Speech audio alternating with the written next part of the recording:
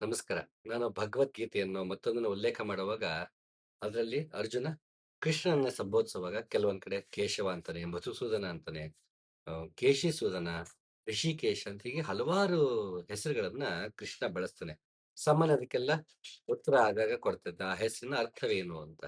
ಹಾಗೆ ಹಲವಾರು ಜನ ಈ ವಿಷ್ಣು ಸಹಸ್ರನಾಮದಲ್ಲಿ ಬರುವ ಹೆಸರುಗಳ ಅರ್ಥ ತಿಳ್ಕೊಳ್ಬೇಕು ಅಂತ ಅಪೇಕ್ಷೆ ಪಟ್ಟಿದ್ದಕ್ಕೆ ಆಮ್, ಅದಕ್ಕೆ ಅಂತ ಆನ್ಲೈನ್ ಅಲ್ಲಿ ಸೆಷನ್ ಶುರು ಮಾಡ್ತಿದ್ದೀನಿ. ವಾರಕ್ಕೆ 2 ದಿನ ಆ ಸೆಷನ್ ಇರುತ್ತೆ. ಅದರಲ್ಲಿ ವಿಷ್ಣು ಸಹಸ್ರನಾಮದಲ್ಲಿ ಬರುವಂತಹ ಹೆಸರುಗಳನ್ನ ಪರಿಚಯ ಮಾಡಿಕೊಡೋದು, ಆ ಹೆಸರಿನ ಹಿಂದಿನ ಅರ್ಥವೇನು, ಅದನ್ನ ಜೀವನದಲ್ಲಿ ನಾವು ವಿಷ್ಣು ಸಹಸ್ರನಾಮನ ಹೇಳ್ಕೊಳ್ಳುವಾಗ ಅದನ್ನ ಅನುಸಂಧಾನ ಹೇಗೆ ಮಾಡಬೇಕು, ಹೀಗೆ ಹಲವು ವಿಷಯಗಳಲ್ಲಿ ವಿಷ್ಣು ಸಹಸ್ರನಾಮದ ಕುರಿತು ಆನ್ಲೈನ್ ಅಲ್ಲಿ ಕ್ಲಾಸಸ್ ಇರುತ್ತೆ. ವಾರದಲ್ಲಿ 2 ದಿನ ಇರುತ್ತೆ. ಯಾರು ಆಸಕ್ತಿ ಇರ್ತಾರೋ ಅವರು ನನ್ನ ಸಂಪರ್ಕಿಸಿ ಆನ್ಲೈನ್ ಸೆಷನ್ಗೆ ಬರ್ಬಹುದು. ಹಾಗೆ ಆ, ಹೊಸ ವೀಕ್ಷಕರಿಗೆ ಅಂತ ಹೇಳ್ತಾ ಇದ್ದೀನಿ. ಶೂನ್ಯ ಪೂರ್ಣ ಅಂತಂದ್ರೆ ಚೀನಿ ದಾರ್ಶನಿಕ ಸೋಸಾನ ಅನ್ನೋ ಒಬ್ಬ ವ್ಯಕ್ತಿ ಜ್ಞಾನೋದಯದ ಗೀತೆಗಳು ಅಂತ ಒಂದು ಪುಟ್ಟ 36-37 ಮುಕ್ತಕಗಳ ಒಂದು ಕೃತಿಯನ್ನು ರಚಿಸ್ತಾನೆ ಚೀನಿ ಭಾಷೆಯಲ್ಲಿ. ಅದನ್ನ ಕನ್ನಡಕ್ಕೆ ಶೂನ್ಯ ಪೂರ್ಣ ಅಂತ ಅನುವಾದ ಮಾಡಿದ್ದೀನಿ. ಅದು ಸ್ಥಿತಪ್ರಜ್ಞೆ, ಅಮನಸ್ಕ ಸ್ಥಿತಿ, ಸರಿ ತಪ್ಪುಗಳ ಆಚೆ ನೋಡುವಂತಹ ಪರಿ ಏನು, ನಮ್ಮ ಪೂರ್ವಾಗ್ರಹ ಪೀಡಿತ ಮನಸ್ಸು ನಮ್ಮನ್ನ ಯಾವ ರೀತಿ ಗೊಂದಲಗಳಿಗೆ ಆಮ್, ಕರ್ಕೊಂಡು ಹೋಗುತ್ತೆ, ಎಡೆ ಮಾಡ್ಕೊಡತ್ತೆ ಅನ್ನೋದ್ರ ಬಗ್ಗೆ ತುಂಬಾ ಕೂಲಂಕುಷವಾಗಿ ಆ ಮುಕ್ತಕಗಳಲ್ಲಿ ಸೋಸನ ಹೇಳಿದ್ದಾನೆ. ಅದನ್ನ ಶೂನ್ಯ ಪೂರ್ಣ ಅಂತ ಕನ್ನಡಗೆ ಅನುವಾದ ಮಾಡಿದ್ದೀನಿ. ಹಾಗೆ ದರ್ಪಣ ಗೀತೆ ಅಂತ, ಇದು ಭಗವದ್ಗೀತೆಯಲ್ಲಿ ಕೃಷ್ಣ ತನ್ನ ವಿರಾಟ ರೂಪವನ್ನು ಏನು ತೋರಿಸ್ತಾನೆ, ಆ ಒಂದು ಅಧ್ಯಾಯವನ್ನ ಇಟ್ಕೊಂಡು ಇಡೀ 18 ಅಧ್ಯಾಯಗಳ ಸಾರವನ್ನ ಪರಿಚಯ ಮಾಡಿಕೊಡೋದಕ್ಕೆ ಪ್ರಯತ್ನ ಪಟ್ಟಿದ್ದೀನಿ. ವಿಶ್ವರೂಪ ಅಂದ್ರೆ ಏನು, ವಿಶ್ವದ ಅರ್ಥವೇನು, ಆ ದರ್ಶನ ಯಾಕೆ ಆ ಸ್ಥಳದಲ್ಲೇ, ಆ, ಆ ಅಧ್ಯಾಯದಲ್ಲಿ ಆ ಹಂತದಲ್ಲೇ ಯಾಕೆ ಕೃಷ್ಣ ತೋರಿಸ್ಬೇಕಿತ್ತು, ಆ ವಿಶ್ವರೂಪ ದರ್ಶನವನ್ನ ದಿನನಿತ್ಯ ನಾವು ದರ್ಪಣವನ್ನಾಗಿ ಕನ್ನಡಿಯನ್ನಾಗಿ ನೋಡಿಕೊಳ್ಳುವುದು ಹೇಗೆ, ನಮ್ಮಲ್ಲಿ ಭಗವಂತನಲ್ಲಿ ಶರಣಾಗತಿ ಬರೋದಕ್ಕೆ ವಿಶ್ವರೂಪ ದರ್ಶನ ಹೇಗೆ ಸಹಾಯ ಮಾಡುತ್ತೆ ಅಂತ ಹಲವಾರು ವಿಷಯಗಳನ್ನ ಆ ದರ್ಪಣ ಗೀತೆ ಪುಸ್ತಕದಲ್ಲಿ ಪರಿಚಯ ಮಾಡಿಕೊಟ್ಟಿದ್ದೀನಿ. ಶೂನ್ಯ ಪೂರ್ಣ ಹಾಗೂ ಅಮ್, ದರ್ಪಣ ಗೀತೆ ಪುಸ್ತಕವನ್ನ ಕೊಂಡ್ಕೊಳ್ಳೋರು ಸಂಪರ್ಕಿಸಿ ಕೊಂಡ್ಕೊಳ್ಬಹುದು. ಹಾಗೆ ಆ, ವಿಷ್ಣು ಸಹಸ್ರನಾಮ ಸಂಬಂಧಪಟ್ಟಂತಹ ಸೆಷನ್ಗೆ ಸೇರೋರು ತಮ್ಮ ಆಸಕ್ತಿ ಇದ್ರೆ ಭಾಗವಹಿಸಬಹುದು. ಸೆಷನ್ ಅಲ್ಲಿ 5 ಜನಕ್ಕಿಂತ ಹೆಚ್ಚಾಗಿ ತಗೊಳ್ಳಲ್ಲ, 5 ಜನ ಮಾತ್ರ ಇರ್ತಾರೆ. ಯಾಕೆಂದ್ರೆ ಆ, ಅವರ ಪ್ರಶ್ನೆಗಳಿಗೆ ಮತ್ತೊಂದು ಗೊಂದಲಗಳಿಗೆ ಸಂವಾದ ನಡೆಯೋದಕ್ಕೆ ಅವಕಾಶ ಆಗತ್ತೆ ಅಂತ ವಾರದಲ್ಲಿ 2 ದಿನ 1 ಗಂಟೆ ಕಾಲಗಳತ್ತ ಸೆಷನ್ ಇರುತ್ತೆ.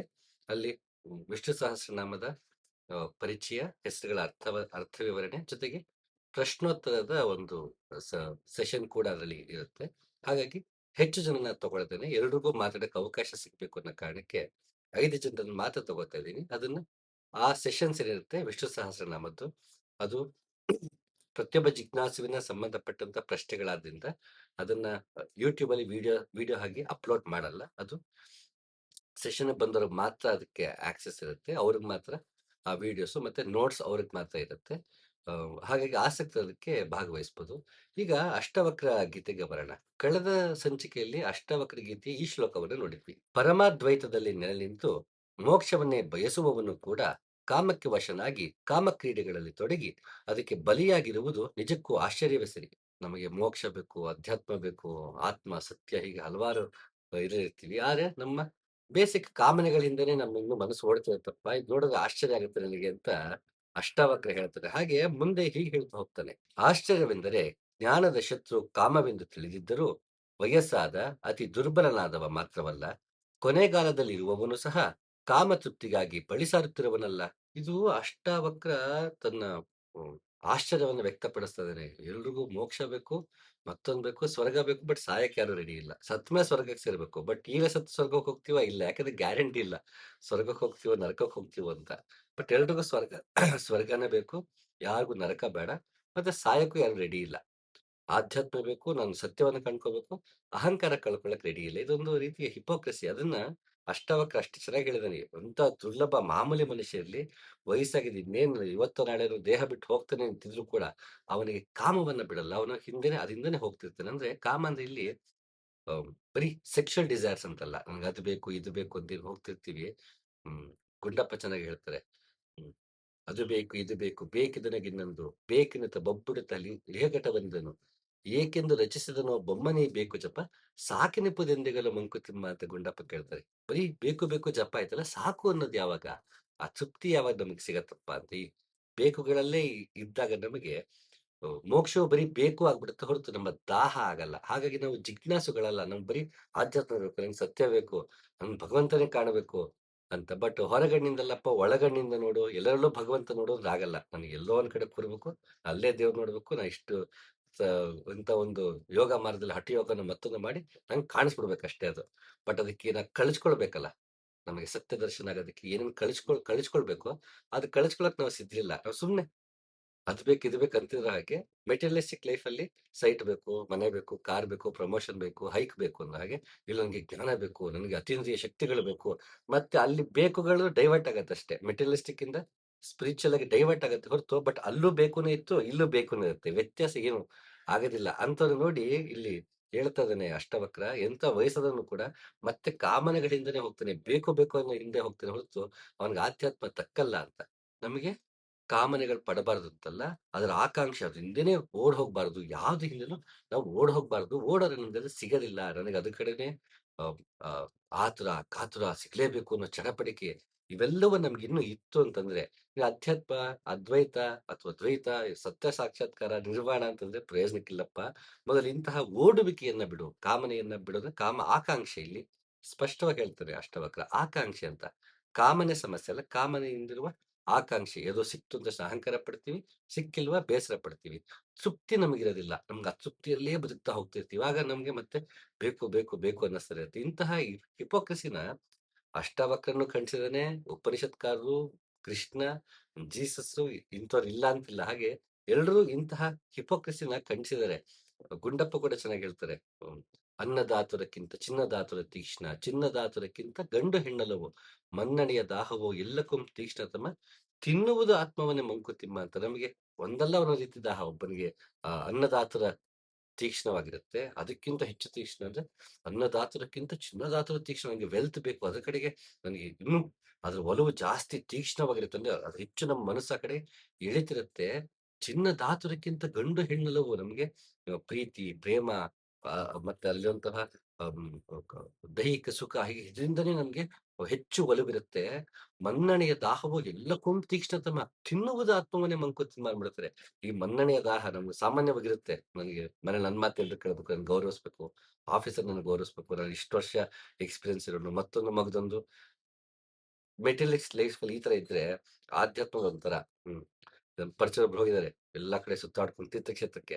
ಮನೆಯಲ್ಲಿ ಬ್ಯಾಗ್ ಪ್ಯಾಕ್ ಮಾಡ್ಕೊಳ್ಳೋದ್ರಿಂದ ಹಿಡಿದು ರೈಲ್ವೆ ಟಿಕೆಟು, ಅಲ್ಲಿ ಆಟೋ ಹತ್ತೋದು ಎಲ್ಲವನ್ನೂ ವಾಟ್ಸಪ್ ಸ್ಟೇಟಸ್ ಹಾಕೊಂಡು ಹೋಗ್ತಾರೆ. ಮನ್ನಣೆ ದಾಹ. ನಾನು ಅಂತ ಕ್ಷೇತ್ರಕ್ಕೆ ಹೋಗಿದ್ದೆ, ಇಂಥ ಕಡೆ ಹೋಗಿದ್ದೇನೆ, ಅಲ್ಲಿ ನಾಮ ಹಚ್ಚಿಸ್ಕೊಂಡೆ, ನಾನು ವಾರಾಣಸಿಗೆ ಹೋದೆ, ನಾನು ಇಂಥ ಕಡೆ ಹೋದೆ, ಅಲ್ಲ ನೀರು ಮುಳುಗ್ದೆ, ಎಲ್ಲಾನು ವಾಟ್ಸಪ್ ಸ್ಟೇಟಸ್ ಅಲ್ಲಿ ಹಾಕೊಳ್ಳೇಬೇಕು. ಇಲ್ಲ ಅಂದ್ರೆ ಸಮಾಧಾನ ಆಗಲ್ಲ. ಯಾಕಂದ್ರೆ ಮನ್ನಣೆಯ ದಾಹ. ನಾನು ಆಧ್ಯಾತ್ಮದಲ್ಲಿ ನಾನು ತೀರ್ಥಕ್ಷೇತ್ರಕ್ಕೆ ಹೋಗ್ತೀವಿ, ಊರವರೆಗೆಲ್ಲ ಗೊತ್ತಾಗಬೇಕಲ್ಲ, ಮತ್ತೆ ತೋರ್ಸ್ಬೇಕಲ್ಲ ನಿಮ್ಗೆಲ್ಲ ಗೊತ್ತಿಲ್ಲ. ನಾನು ಹೋಗಿದ್ದೀನಿ, ನೀವೆಲ್ಲ ಗೋವಾಗೆ ಹೋಗ್ತೀರಾ, ನೀವು ಮೆಟೀರಿಯಲಿಸ್ಟಿಕ್ ಆಗಿ ಬದುಕ್ತಿದ್ದೀರಾ, ನಾನ್ ನೋಡಿ ತೀರ್ಥಯಾತ್ರೆಗೆ ಹೋಗಿದ್ದೀನಿ ಅಂತ ಎಲ್ರ ಮುಂದೆ, ಓ ಏನಪ್ಪಾ ಆಧ್ಯಾತ್ಮ ಜೀವಿ, ಇಷ್ಟ್ ಚಿಕ್ಕ ವಯಸ್ಸಿಗೆ ಇಷ್ಟೆಲ್ಲ ಅವನಿಗೆ ಆಧ್ಯಾತ್ಮ ಕಡೆ ಒಲವು ಬಂದಿದೆ ಅಂತ ಎಲ್ರು ಖುಷಿ ಪಡ್ಬೇಕಲ್ಲ. ಅವ ಅದನ್ನ ಕೇಳಿ ತಾನು ಖುಷಿ ಪಡ್ಬೇಕಲ್ಲ. ಹಾಗಾಗಿ ಈ ಮನ್ನಣೆಯ ದಾಹ ಆಧ್ಯಾತ್ಮದಲ್ಲಿ ಹೋಗ್ಬಿಡುತ್ತೆ. ನಾನು ಇಷ್ಟು ವರ್ಷ ಸಾಧನೆ ಮಾಡಿದ್ದೀನಿ, ಇಂಥ ಗುರುಗಳ ಹತ್ರ ಹೋಗ್ತಾ ಇದೀನಿ, ಅಷ್ಟು ಪುಸ್ತಕ ಓದಿದ್ದೀನಿ, ನನಗೆ ಬಿಡಪ್ಪ ಅಹಂಕಾರನೇ ಇಲ್ಲ ಅಂತ ಅಹಂಕಾರ ಪಡ್ತಿರ್ತೀವಿ. ಇಂತಹ ಹಿಪೋಕ್ರಸಿಗಳು ಒಂದೆರಡಲ್ಲ.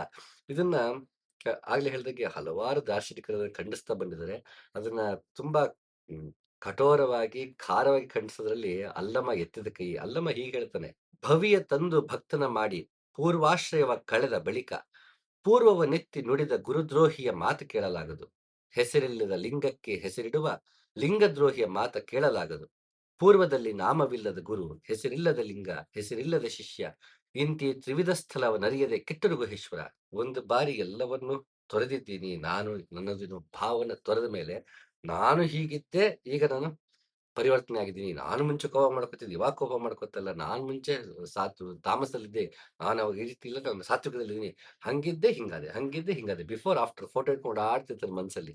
ಅದನ್ನ ಎಲ್ರ ಕಡೆಗೆ ಹೇಳ್ಕೊತಾ ಇರ್ತಾರೆ, ನಾನು ಮುಂಚೆ ಹಂಗಿದ್ದೆ, ಇವಾಗ ಹಿಂಗಾಗ್ಬಿಟ್ಟಿದ್ದೀನಿ ಅಂತ.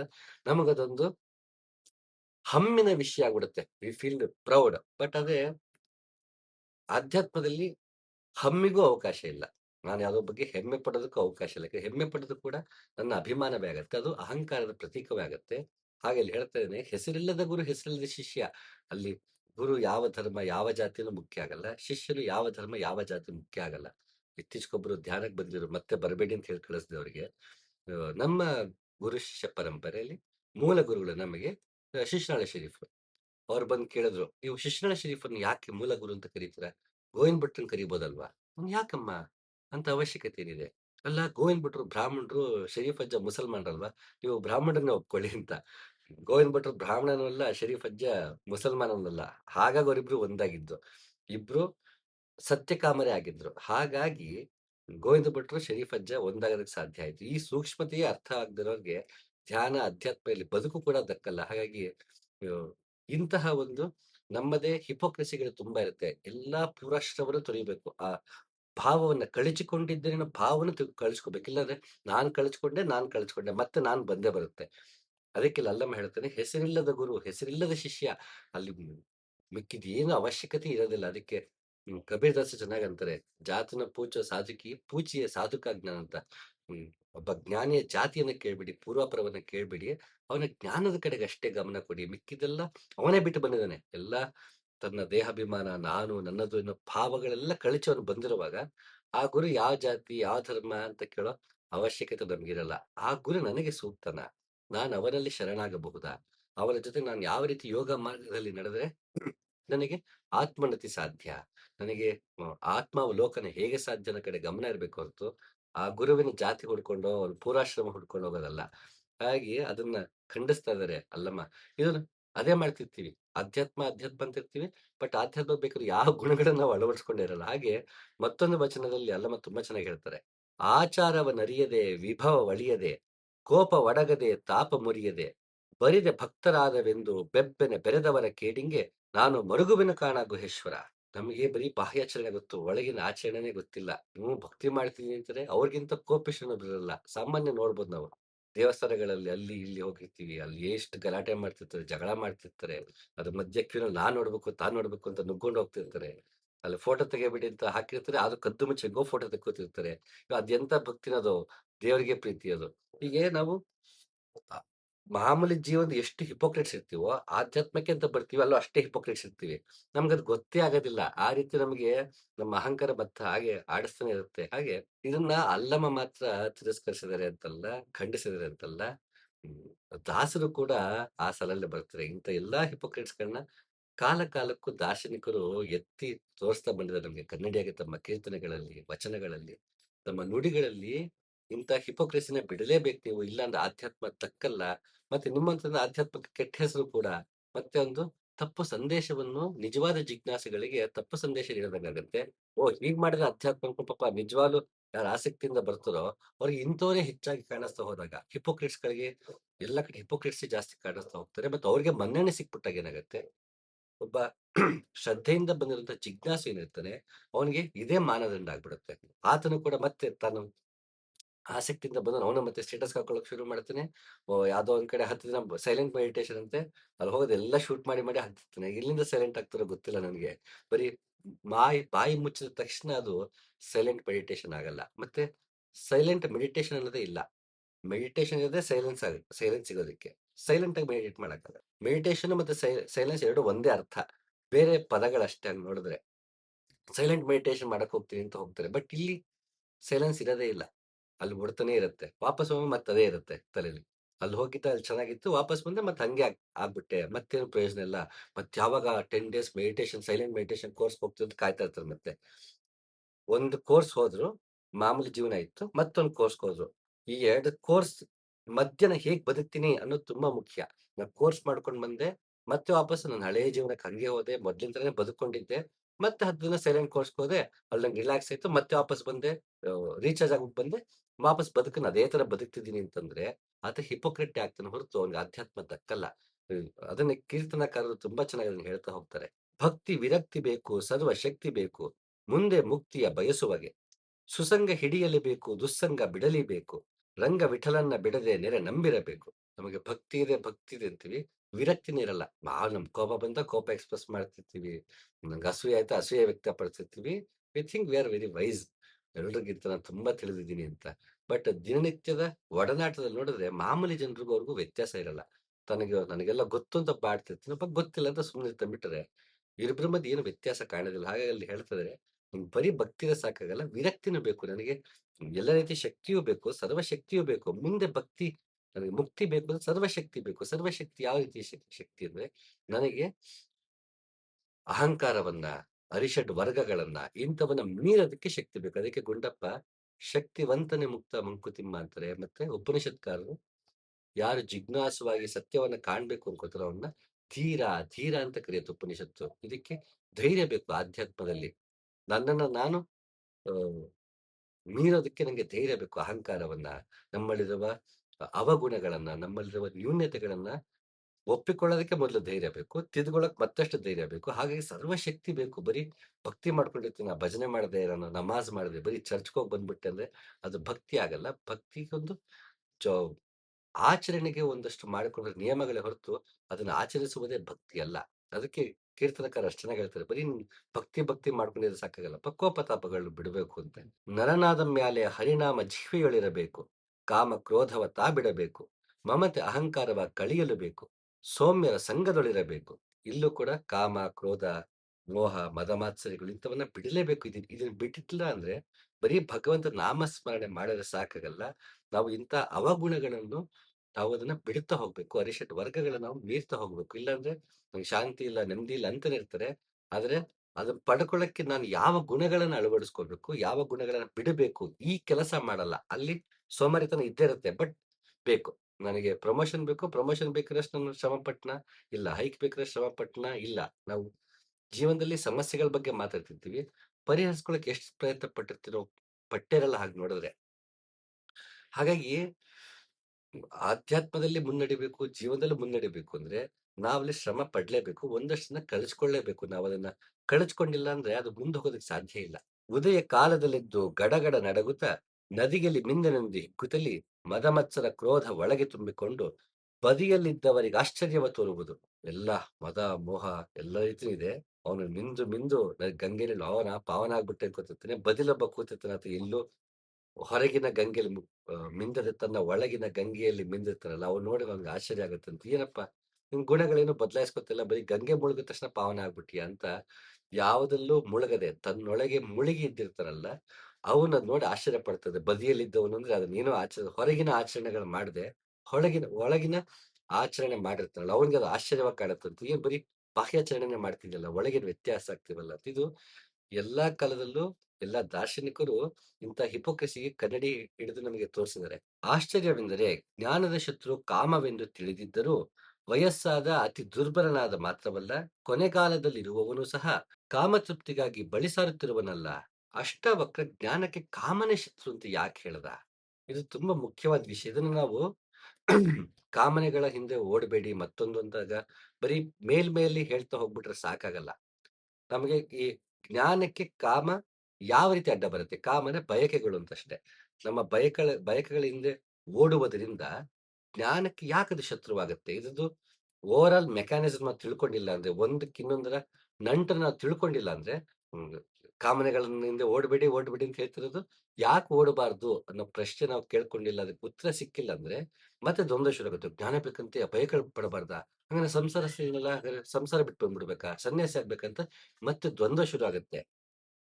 ಜ್ಞಾನಕ್ಕೆ ಕಾಮ ಯಾಕೆ ಶತ್ರು? ಇದನ್ನ ನಾವು ಸರಿಯಾಗಿ ಅರ್ಥ ಮಾಡ್ಕೊಂಡಾಗ ನಮ್ಗೆ ಆ ಗೊಂದಲ ನಿವಾರಣೆ ಆಗುತ್ತೆ. ಅದನ್ನ ಉದ್ಧವ ಗೀತೆಯಲ್ಲಿ ತುಂಬಾ ಚೆನ್ನಾಗಿ ವಿವರಿಸಿದ್ದಾರೆ. ಯಾವ ಯಾವ ಕರ್ಮಗಳಿಂದ ನಿವೃತ್ತನಾಗುವನೋ ಅವುಗಳಿಂದ ಬಿಡುಗಡೆ ಪಡೆಯುತ್ತಾನೆ. ಶೋಕ ಮೋಹ ಭಯಗಳನ್ನು ಕಳೆಯುವ ಈ ಧರ್ಮವು ಮನುಷ್ಯರಿಗೆ ಕ್ಷೇಮಕರವಾದುದು.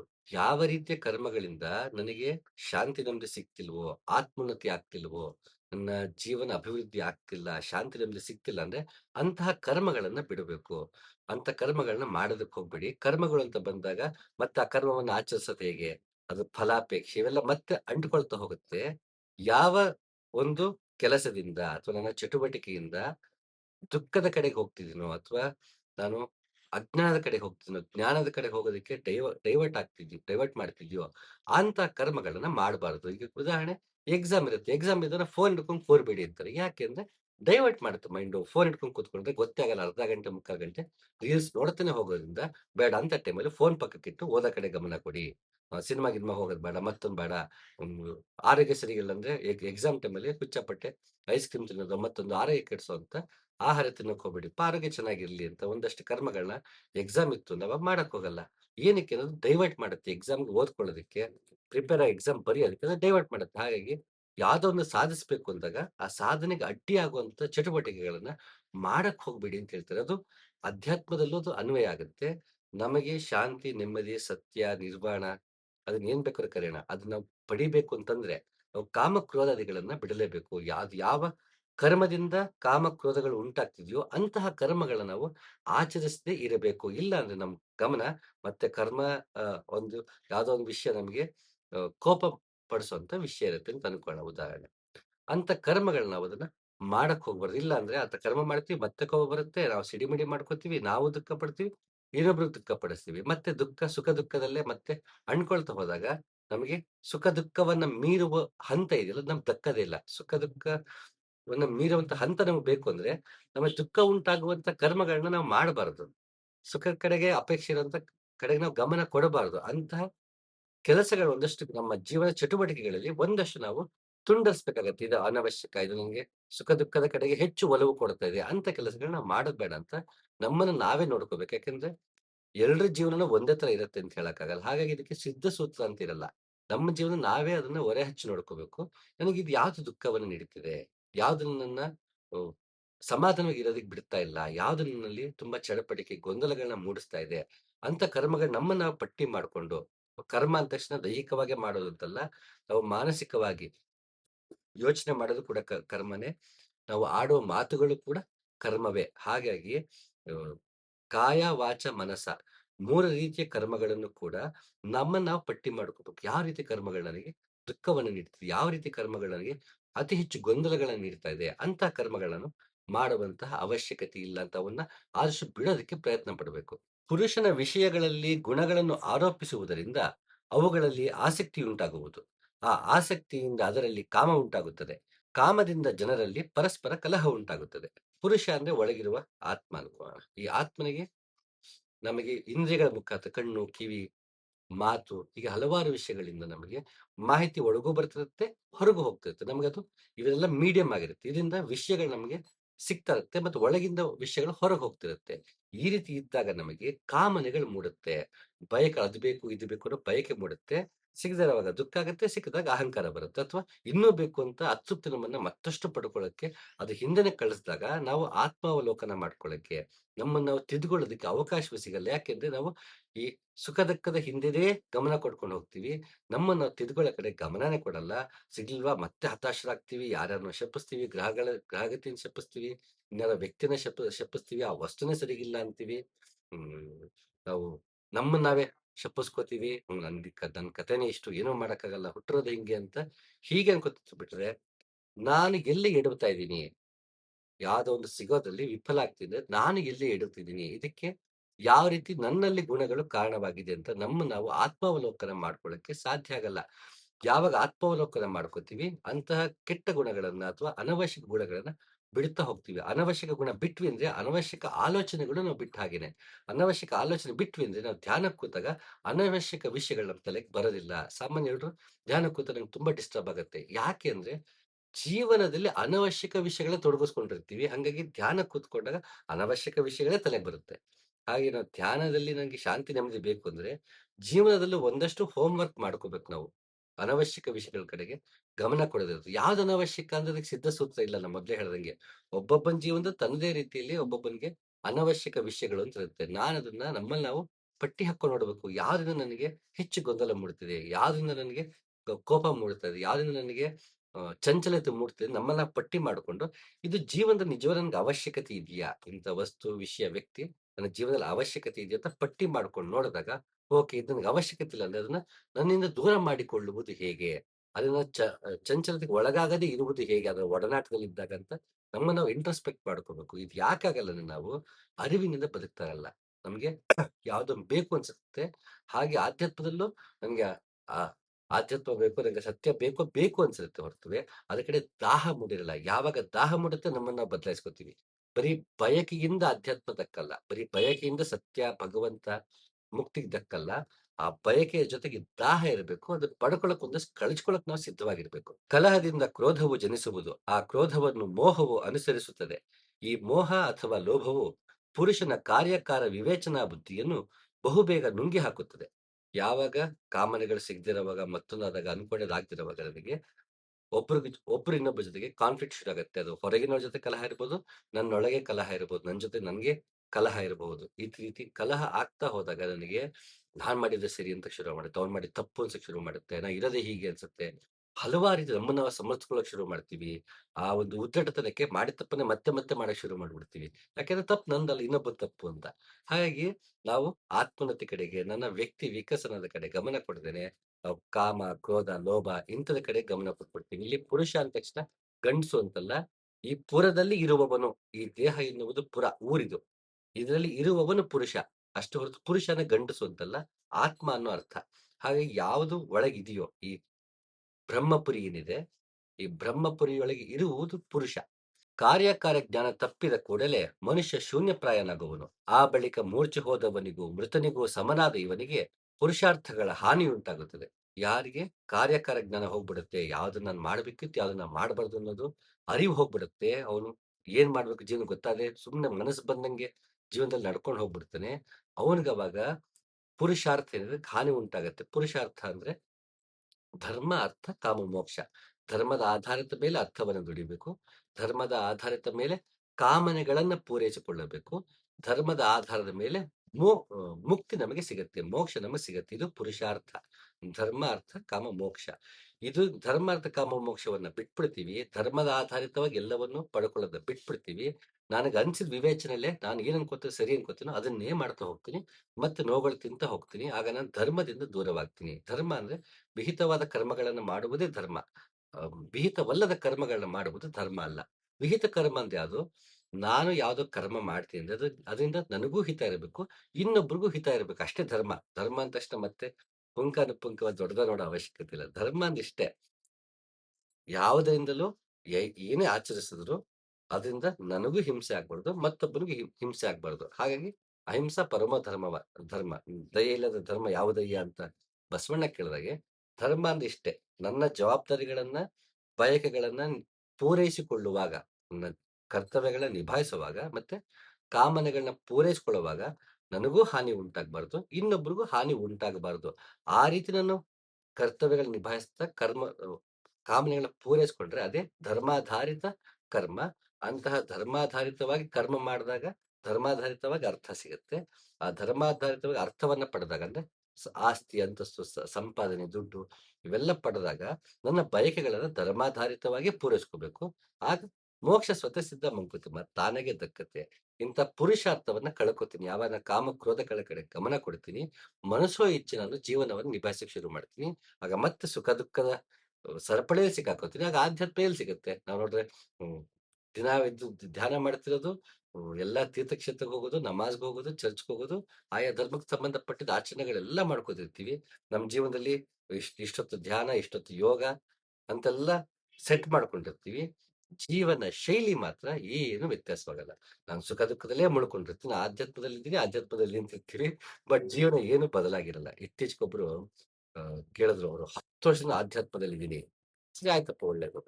ಸಮಯ ಏನಾಗತ್ತೆ, ಅವ್ರು ಹೇಳ್ಕೊಳ್ಳೋದ್ರಲ್ಲಿ ಮನ್ನಣೆಯ ದಾಹ ಇರುತ್ತೆ. ನಾನು 10 ವರ್ಷದಿಂದ ಆಧ್ಯಾತ್ಮದಲ್ಲಿದ್ದೀನಿ ಅಂದ ತಕ್ಷಣ ಅವ್ರು ನನಗೆ ಗೌರವ ಕೊಡ್ತಾರೆ. ಇದು ಮತ್ತೆ ಆಧ್ಯಾತ್ಮಕ್ಕೆ ಹಾನಿಕರ. ನಾನು ಎಷ್ಟು ವರ್ಷದಿಂದ ಆಧ್ಯಾತ್ಮದಲ್ಲಿ ಇದ್ದೀನಿ ಅನ್ನೋದು ಲೆಕ್ಕ ಅವ್ರಿಗಿತ್ತು ಅಂದ್ರೆ ಅವ್ರು ಆಧ್ಯಾತ್ಮದಲ್ಲಿ ಇಲ್ಲ ಅಂತಾನೆ ಅರ್ಥ. ಸರಿ ಆಯ್ತು, 10 ವರ್ಷ ಧ್ಯಾನ ಮತ್ತೊಂದು ಮಾಡ್ಕೊಂಡು ಸಂಸಾರ ಗಿಂಸಾರ ಏನಿಲ್ಲದೆ ಬರೀ ಧ್ಯಾನದಲ್ಲೇ ತೊಡ್ಕೊಂಡು ಇರುವಂತ ವ್ಯಕ್ತಿ ಕಾಮನೆಗಳನ್ನ ಮೀರುವುದು ಹೇಗೆ ಅಂತ ಕೇಳಿದ್ರು. ಹಾಗಾದ್ರೆ ನೀ ಆಧ್ಯಾತ್ಮದಲ್ಲಿ ಇಲ್ಲಪ್ಪ, 10 ವರ್ಷದಿಂದ ಸಂಸಾರ ಗಿಂಸಾರ ಏನು ಮಾಡ್ಕೊಳ್ಳದೆ ಬರೀ ಧ್ಯಾನದಲ್ಲೇ ತೊಡಗಿದ್ದೀಯ ಅನ್ನೋದಾದ್ರೆ 10 ವರ್ಷ ಸಾಧನೆಯ ನಂತರ ಕೇಳುವ ಪ್ರಶ್ನೆಗಳೇ ಬೇರೆ. ಅನಾಥ ತಲುಪೋದು ಹೇಗೆ? ಗ್ರಂಥಿಗಳನ್ನ ಮೀರೋದು ಹೇಗೆ? ಪ್ರಾಣಾಪಾನ ವ್ಯಾನಗಳ ಸಂಯೋಜನೆ ಹೇಗಿರುತ್ತೆ? ಈ ರೀತಿ ಹಲವಾರು ಬೇರೆ ಬೇರೆ ಪ್ರಶ್ನೆಗಳು ಮೂಡಕ್ ಶುರು ಆಗ್ಬಿಟ್ಟಿರುತ್ತೆ ಅವಾಗ. ಈ ಅರಿಷಡ್ ವರ್ಗಗಳ ಪ್ರಶ್ನೆ ಬರಲ್ಲ. ಯಾಕಂದ್ರೆ 10 ವರ್ಷದಿಂದ ಧ್ಯಾನ ಮಾಡ್ಕೊಂಡು ಬಂದಿದ್ರೆ ಇಂಥವೆಲ್ಲ 10 ವರ್ಷದಲ್ಲಿ ಬಹುಶಃ ಮೀರಿರ್ಬೇಕು. ಇನ್ನು ಕಾಮನೆಗೆ ಸಂಬಂಧಪಟ್ಟದ್ದೇ ಪ್ರಶ್ನೆ ಕೇಳಿದನಂದ್ರೆ ಆತ 10 ವರ್ಷದಿಂದ ಆಚರಣೆಯಲ್ಲಿ ಧ್ಯಾನದಲ್ಲಿದ್ದಾರೆ. ಆಚರಣೆಯಲ್ಲಿ ಹೊರಗಿನ ಆಚರಣೆ ಅಧ್ಯಾತ್ಮದಲ್ಲಿದ್ದಾರೆ. ಒಳಗಡೆ ಆಧ್ಯಾತ್ಮ ದಕ್ಕಿಲ್ಲ, ಒಳಗೆ ಧ್ಯಾನ ದಕ್ಕಿಲ್ಲ. ಯಾಕಂದ್ರೆ ಕಾಮನೆಗಳೇ ಇನ್ನೂ ಮೀರಿಲ್ಲ. ಹಾಗಾಗಿ ಆ ರೀತಿದಾಗಿಲ್ಲ ಅಂದ್ರೆ ಆಧ್ಯಾತ್ಮದಲ್ಲಿ ಆ ವ್ಯಕ್ತಿ ಇಲ್ಲವೇ ಇಲ್ಲ ಅಂತ. ಬರೀ ಸಂಸಾರದಿಂದ ಹೊರಗೆ ಬಂದಿರ್ಬೋದು. ಸಂಸಾರದಿಂದ ಹೊರಗೆ ಬಂದೆ ಅಂದ ತಕ್ಷಣ ಆಧ್ಯಾತ್ಮದಲ್ಲಿ ಇದೀನಿ ಅಂತಲ್ಲ. ಮನುಷ್ಯ ಬಾರ್‌ಗ್ ಹೋಗೇ ಕುಡಿಬೇಕಂತಿಲ್ಲ. ಆ ಮನುಷ್ಯ ತಗೊಂಡ್ಬಂದು ಎಲ್ಲಿ ಬೇಕಾದ್ರೂ ಕುಡಿಬೋದು. ನಾನು ಬಾರ್‌ಗ್ ಹೋಗಲ್ಲ ಅಂದ ತಕ್ಷಣ ಕುಡ್ಕಲ್ಲ ಅನ್ನಕ್ಕಾಗಲ್ಲ. ಅದು ಎಲ್ಲಿ ಬೇಕಾದ್ರೂ ಕುಡಿಬೋದಲ್ಲ. ಹಾಗೆ ನಾವು ಸಂಸಾರದ ಹೊರಗೆ ಬಂದ್ಬಿಟ್ಟು ಆಧ್ಯಾತ್ಮದಲ್ಲಿ ಇದೀವಿ ಅನ್ಕೋತೀವಿ. ಬಟ್ ಆಧ್ಯಾತ್ಮದಲ್ಲಿ ಮತ್ತೆ ನಾನು ಇಷ್ಟು ವರ್ಷ ಸಾಧನೆ ಮಾಡಿದೀನಿ. ಅವ್ನು ಈಗಲೂ ಸಾಧನೆ ಮಾಡ್ತಾ ಇದ್ದಾನೆ. ನೋಡು ಸಂಸಾರಸ್ಥರು ಹೇಗಿದ್ದಾರೆ. ನಾನು ಶುದ್ಧಿ ಆಗ್ಬಿಟ್ಟೆ. ನನ್ನ ಜನ್ಮ ಪಾವನವಾಗೋಯ್ತು ಅಂತ ಮತ್ತೆ ಅಹಂಕಾರನೇ ಪಡ್ತಿರ್ತಾರೆ. ಈ ಅಹಂಕಾರ ಪಡಂಗಿದ್ರೆ ಸಂಸದಲ್ಲಿ ಇದ್ಕೊಂಡು ಆರಾಮಾಗಿ ಅಹಂಕಾರ ಪಡಬಹುದು. ಅಲ್ಲಿನ ಒಂದಷ್ಟು ಬೆಳವಣಿಗೆ ಆಗುತ್ತೆ ಈ ಅಹಂಕಾರದಿಂದ. ಸಾಮಾಜಿಕವಾಗಿ ಏನೋ ಬೆಳವಣಿಗೆ ಆಗುತ್ತೆ. ಆಧ್ಯಾತ್ಮದಲ್ಲಿ ಅಹಂಕಾರ ಯಾವುದೇ ರೀತಿ ಬೆಳವಣಿಗೆ ನಮಗೆ ಕೊಡಲ್ಲ. ಅದರಿಂದ ನಮಗೂ ನೋವಾಗತ್ತೆ. ನಮ್ಮನ್ನ ನಂಬಿದ್ದ ಸಂಸಾರ ಏನಿರುತ್ತೆ ಅದು ಹೆಂಡತಿ ಮಕ್ಳಿರ್ಬೋದು, ಅಪ್ಪ ಅಮ್ಮ ಇರ್ಬೋದು. ಆಧ್ಯಾತ್ಮದ ಹೆಸರಲ್ಲಿ ಮನೆ ಬಿಟ್ಟು ಬಂದ್ಬಿಟ್ಟಿರ್ತಾರೆ. ಅಲ್ಲಿಂದ ಅಪ್ಪ ಅಮ್ಮಂಗೂ ನೋವಾಗಿರುತ್ತೆ. ಇನ್ ಕೇಸ್ ಹೆಂಡತಿ ಮಕ್ಳಿಗೆ ಅವ್ರಿಗೂ ನೋವಾಗಿರುತ್ತೆ. ಸಮಾಜಕ್ಕೂ ನೋವು ಕೊಟ್ವಿ, ಮತ್ತೆ ನಮಗೂ ನಾವು ನೋವು ಕೊಟ್ಕೋತೀವಿ. ಅಲ್ಲಿ ಸಂಸಾರನು ಬಿಟ್ಟು ಬಂದಿರ್ತೀವಿ, ಆಧ್ಯಾತ್ಮ ಏಳಿಗೆನೂ ಆಗಿರಲ್ಲ. 10 ವರ್ಷ ಆಧ್ಯಾತ್ಮದಲ್ಲಿ ಇದ್ಕೊಂಡು ಮನೆ ಬಿಟ್ಟು ಬಂದಿರೋದ್ರಿಂದ, ಆಧ್ಯಾತ್ಮದಲ್ಲಿ ಏನೂ ಸಿಕ್ಕಿಲ್ಲ ಅಂದಾಗ ವಾಪಸ್ ಮನೆಗೆ ಹೋಗಕ್ಕಾಗಲ್ಲ. ಯಾಕೆ ಮನೇಲೂ ಸೇರ್ಸಲ್ಲ. ವಾಪಸ್ ಊರ್ಗ್ ಹೋದ್ರೆ ಮತ್ತೆ ಅವಮಾನ ಆಗತ್ತೆ. ನೂರಾರು ಕಾರಣಗಳಿಗೆ ವಾಪಸ್ಸು ಸಮಾಜಕ್ಕೆ, ಸಂಸಾರಕ್ಕೆ ಹೋಗಕ್ಕಾಗಲ್ಲ. ಆಧ್ಯಾತ್ಮದಲ್ಲಿ ಮುನ್ನಡೆಯೋದಕ್ಕೆ ದಾರಿ ಕಾಣಿಸ್ತಿಲ್ಲ. ಈ ರೀತಿ ಗೊಂದಲಗಳಾಗುತ್ತೆ. ಇದು ಯಾಕಾಗತ್ತೆ ಅಂದ್ರೆ ನಮ್ಮಲ್ಲಿ ಹಿಪೋಕ್ರಸಿ ಇದೆ. ಹೆಸರಿಗೆ ಆಧ್ಯಾತ್ಮ, ಅದ್ವೈತ ಅಥವಾ ದ್ವೈತ, ಸತ್ಯ ಹೀಗೆ ಹಲವಾರು ವಿಷಯ ಪುಂಖಾನುಪುಂಖ ಮಾತಾಡಿರ್ತೀವಿ. ಒಳಗಡೆ ಅಳವಡಿಸ್ಕೊಂಡೇ ಇರಲ್ಲ. ಈ ಲೋಕ ಹಾಗೂ ಪರಲೋಕದ ವಿಷಯದ ಬಗ್ಗೆ ವಿರಕ್ತನಾಗಿದ್ದರೂ, ನಿತ್ಯ ವಸ್ತು ಹಾಗೂ ಅನಿತ್ಯ ವಸ್ತುವಿನ ಬಗ್ಗೆ ವಿವೇಕವಿದ್ದರೂ, ಮೋಕ್ಷವನ್ನು ಕುರಿತು ಭಯವನ್ನು ಹೊಂದಿರುವುದು ನಿಜವಾಗಿಯೂ ಆಶ್ಚರ್ಯವೇ ಸರಿ. ಇದೊಂದು ದೊಡ್ಡ ಟಾಪಿಕ್. ಇನ್‌ಫ್ಯಾಕ್ಟ್ ಅಷ್ಟವಕ್ರ ತುಂಬಾ ದೊಡ್ಡ ವಿಷಯನ ಎತ್ತಿ ಹಿಡಿದಾನೆ. ಕೆಲವರು ಒಂದಷ್ಟು ಆಚರಣೆಗೂ ತೊಡ್ಕೊಂಡಿರ್ತಾರೆ. ಆದ್ರೆ ಗುರು ಮಾರ್ಗದಲ್ಲಿ ನಡೆಯೋದು ಮತ್ತೊಂದು ಇದಕ್ಕೂ ಬಂದ್ಬಿಟ್ಟಿರ್ತಾರೆ. ಆದ್ರೆ ಮೋಕ್ಷ ಬಗ್ಗೆ ಭಯ ಇರುತ್ತೆ. ಯಾಕೆಂದ್ರೆ ಕಳಚ್ಕೊಳ್ಳೋದು ಭಯ. ನಾನೊಂದು ಕಳ್ಸ್ಕೋಬೇಕಾ? ಅಹಂಕಾರನೇ ಇಲ್ಲ ಅಂದ್ರೆ ನಾನು ಅನ್ನೋದು ಎಲ್ಲಿರುತ್ತೆ? ಹಾಗಾದ್ರೆ ಅಹಂಕಾರ ಬಿಟ್ಬಿಟ್ರೆ ಹಂಗಾರೆ ನಾನಿವಾಗ ತಲೆ ಬೋಳ್ಸ್ಕೊಂಡ್ ಬಂದ್ಬಿಡ್ಬೇಕಾಗತ್ತಾ? ಹೆಂಡತಿ ಮಕ್ಳನ್ನ ಬಿಟ್ಟು ಬಂದ್ಬಿಡ್ಬೇಕಾಗತ್ತಾ? ಮತ್ತೆ ಮೋಕ್ಷ ಸಿಕ್ತು ಅಂದ ತಕ್ಷಣ ಅದಕ್ಕೆ ಕಾಮನೆಗಳನ್ನ ಬಿಡಬೇಕು. ಕಾಮನೆ ಇಲ್ಲದೆ ಮನುಷ್ಯ ಬದುಕೋದು ಹೇಗೆ? ಹೀಗೆ ನೂರಾರು ವಿಷಯಕ್ಕೆ ಯೋಗ ಮಾರ್ಗಕ್ಕೆ ಬಂದ್ಬಿಟ್ಟಿರ್ತಾರೆ. ನಾನು ಇವೆಲ್ಲ ಕಳ್ಚ್ಕೊಂಡ್ಬಿಟ್ರೆ ಮುಂದೆ ನನ್ನ ಅಸ್ತಿತ್ವ ಏನು? ನಂಗೆ ಹಾಗಾದ್ರೆ ಸುಖವೇ ಸುಖ ದುಃಖ ಮೀರಿ ಬಿಡೋದಂದ್ರೆ ಸುಖನೇ ಬಿಡೋ ಮನುಷ್ಯನ್ಗೆ. ಈ ರೀತಿ ಗೊಂದಲಗಳು ಮತ್ತಷ್ಟು ಆಗಿ ಆಧ್ಯಾತ್ಮ ಮಾರ್ಗದಲ್ಲಿ ನಡೀತಿರ್ತಾರೆ. ಧ್ಯಾನ ಸಾಧನೆ ಅಂತ ಹೋಗಿರ್ತಾರೆ. ಆದ್ರೆ ಯಾವುದನ್ನು ಕಳಚ್ಕೊಳ್ಳೋಕೆ ರೆಡಿ ಇರಲ್ಲ. ಅವ್ರಿಗೆ ಮತ್ತೆ ಮೋಕ್ಷದ ಬಯಕೆ ಇರುತ್ತೆ. ಬಯಕೆ ಜೊತೆಗೆ ಭಯವೂ ಇರುತ್ತೆ. ಇದು ಮೋಕ್ಷಕ್ಕೆ ಸಂಬಂಧಪಟ್ಟ ಹಾಗಲ್ಲ. ಜೀವನದಲ್ಲಿ ನೋಡಿ ಯಾವ್ದೋ ಒಂದನ್ನ ಕರಿಯರ್ ಮಾಡ್ಕೋಬೇಕು ಅನ್ಕೋತೀವಿ. ಅದನ್ನ ಕರಿಯರ್ ಮಾಡ್ಕೋಬೇಕು ಅಂದ್ರೆ ಬೇರೆ ಯಾವ್ದೋ ಊರ್ಗ್ ಹೋಗ್ಬೇಕಿರತ್ತೆ. ಅದ್ರ ಫೀಸ್ ಜಾಸ್ತಿ ಇರುತ್ತೆ. ಅಥವಾ ಅದಕ್ಕೆ ಹೆಚ್ಚು ಓದ್ಬೇಕಿರತ್ತೆ. ಹೆಚ್ಚು ಶ್ರಮ ಪಡ್ಬೇಕಿರತ್ತೆ. ಹ್ಮ್. ಎಷ್ಟೋ ದಿನಗಳು ಊಟ ಇಲ್ದೆ, ನಿದ್ದೆ ಇಲ್ದೆಲ್ಲ ಕೆಲಸ ಮಾಡೋಂಥ ಪರಿಸ್ಥಿತಿ ಇರುತ್ತೆ. ನನ್ನ ಮೈ ಬಗ್ತಿರಲ್ಲ. ಅವಾಗ ಅದ್ರ ಬಗ್ಗೆ ಬಯಕೆ ಇರುತ್ತೆ. ಬಟ್ ಅದನ್ನ ಪಡ್ಕೊಳ್ಳೋಕ್ ಭಯನೂ ಇರುತ್ತೆ. ಯಾಕೆಂದ್ರೆ ಅದನ್ನ ಪಡ್ಕೋಬೇಕು ಅಂದ್ರೆ ಏನೋ ಕಳ್ಕೋಬೇಕಾಗತ್ತೆ. ಹಿಂದಿಯಲ್ಲಿ ಗಾದೆ ಇದೆಯಲ್ಲ, ಕುಚ್ ಪಾನೆ ಕೆ ಲಿಯೆ ಕುಚ್ ಖೋನಾ ಪಡ್ತಾ ಹೈ ಅಂತ. ಇದಕ್ ನಾವು ಸಿದ್ಧವೇ ಇರಲ್ಲ. ಯಾವ್ದೋ ಒಂದ್ ಪಡ್ಕೋಬೇಕು ಅಂದ್ರೆ ನಾವು ಕಳ್ಕೊಳ್ಳೋಕೆ ಸಿದ್ಧವಾಗಿರ್ಬೇಕು. ಪಡ್ಕೋಬೇಕು ಬಯಕೆ ಇರುತ್ತೆ. ನಾವು ಕಳ್ಸ್ಕೊಳ್ಳೋಕೆ ಸಿದ್ಧವೇ ಇರಲ್ಲ. ಅವಾಗ ಬಯಕೆಯ ಜೊತೆಗೆ ಯಾವ್ದ್ರ ಬಗ್ಗೆ ಬಯಕೆ ಇದೆಯೋ ಅದ್ರ ಬಗ್ಗೆನೇ ಮತ್ತೆ ಭಯ ಮೂಡಕ್ ಶುರು ಆಗುತ್ತೆ. ಎಷ್ಟೋ ಜನರಿಗೆ ಆಧ್ಯಾತ್ಮ ಬೇಕು, ಮುಕ್ತಿಯೂ ಬೇಕು. ಮುಕ್ತಿಗೆ ಮುಕ್ತಿ ಬೇಕು ಅಂದ್ರೆ ಅದನ್ನ ಏನ್ ಕಳ್ಸ್ಕೋಬೇಕು ಅದ್ ಕಳ್ಸ್ಕೊಳಕ್ ರೆಡಿ ಇರಲ್ಲ. ಯಾಕೆಂದ್ರೆ ಅದ್ ಕಳ್ಸ್ಕೊಂಡ್ಬಿಟ್ರೆ ನನ್ನ ಅಸ್ತಿತ್ವ ಏನು ಅನ್ನೋ ಭಯ ಶುರು ಆಗ್ಬಿಡುತ್ತೆ. ಹಾಗಾಗಿ ಮೋಕ್ಷದ ಬಗ್ಗೆ ಭಯ ಇರುತ್ತೆ. ಮೋಕ್ಷದಲ್ಲಿ ಆದ್ರೆ ಆಧ್ಯಾತ್ಮದಲ್ಲೇ ಇರ್ತದೆ. ಅದಕ್ಕೆ ಶರೀಫಜ್ಜ ಶಿಶುನಾಳ ದೀಶನ ಮುಂದೆ ಕೊಸರಿ ಕೊಸರಿ ಹೋಗಬೇಡ, ಬಿದ್ದಿಯಬ್ಬೆ ಮುದುಕಿ ಬಿದ್ದಿಯಬ್ಬೆ ಅಂತ ಶರೀಫಜ್ಜ ಹೇಳೋದು. ನಮ್ಗೆ ಅದ್ರ ಬಗ್ಗೆ ಆಸೆ. ಕಣ್ಮುಂದೆ ಗುರುನು ಇರ್ತಾನೆ, ಮಾರ್ಗದಲ್ಲಿ ನಡೀತಿರ್ತೀವಿ. ಕಳಿಸ್ಕೊಳಕ್ ಸಿದ್ಧ ಇರಲ್ಲ. ಯಾಕೆಂದ್ರೆ ಭಯ. ಎಲ್ಲ ಕಳ್ಸ್ಕೊಂಡ್ಬಿಟ್ರೆ ನನ್ನ ಅಸ್ತಿತ್ವ ಏನು ಅಂತ ಭಯ. ಈ ರೀತಿ ಆಧ್ಯಾತ್ಮದಲ್ಲಿದ್ದು ಹಲವು ರೀತಿಯ ಭಯಗಳಿರುತ್ತೆ ಮನುಷ್ಯನಿಗೆ. ನಾ ಬರೀ ಒಂದನ್ನ ಮಾತ್ರ ಉಲ್ಲೇಖಿಸಿದ್ದೀನಷ್ಟೇ. ನಮ್ಮಲ್ಲಿ ಹಲವಾರು ರೀತಿ ಭಯಗಳಿರುತ್ತೆ. ಅದನ್ನ ನಮ್ಮಲ್ಲಿ ನಾವು ಇಣಿಕಿ ನೋಡ್ಕೋಬೇಕು. ನೀವು ಸ್ವಲ್ಪವಾದರೂ ಆಧ್ಯಾತ್ಮಿಕ ಸಾಧನೆಗಳನ್ನು ಮಾಡಬೇಕು. ಹಾಲಿನಲ್ಲಿ ಬೆಣ್ಣೆ ಇದೆ ಎಂದು ಹೇಳಿದ ಮಾತ್ರಕ್ಕೆ ಏನೂ ಆಗದು. ಮೊದಲು ಹಾಲನ್ನು ಮೊಸರು ಮಾಡಬೇಕು, ನಂತರ ಅದನ್ನು ಕಡೆಯಬೇಕು. ಆಗಲೇ ನಿನಗೆ ಅದರಿಂದ ಬೆಣ್ಣೆ ಸಿಗುತ್ತದೆ. ಇದನ್ನ ವಿವರಿಸೋ ಅವಶ್ಯಕತೆ ಇಲ್ಲ ಅನ್ಕೋತೀನಿ. ಎಲ್ಲರಲ್ಲೂ ಹಾಲು ಮೊಸರಾಗಿ ಅದರಿಂದ ಜ್ಞಾನವೆನ್ನ ಬೆಣ್ಣೆಯನ್ನ ಪಡೆಯೋಣ. ಆಧ್ಯಾತ್ಮದ ಬಗ್ಗೆ ಬಯಕೆ ಇದ್ದರೆ ಬಯಕೆಯು ದಾಹವಾಗಲಿ, ಭಯ ಹೋಗ್ಲಿ ಅಂತ ಹೇಳ್ತಾ ಮತ್ತೊಮ್ಮೆ ಸಿಗ್ತೀನಿ. ನಮಸ್ಕಾರ.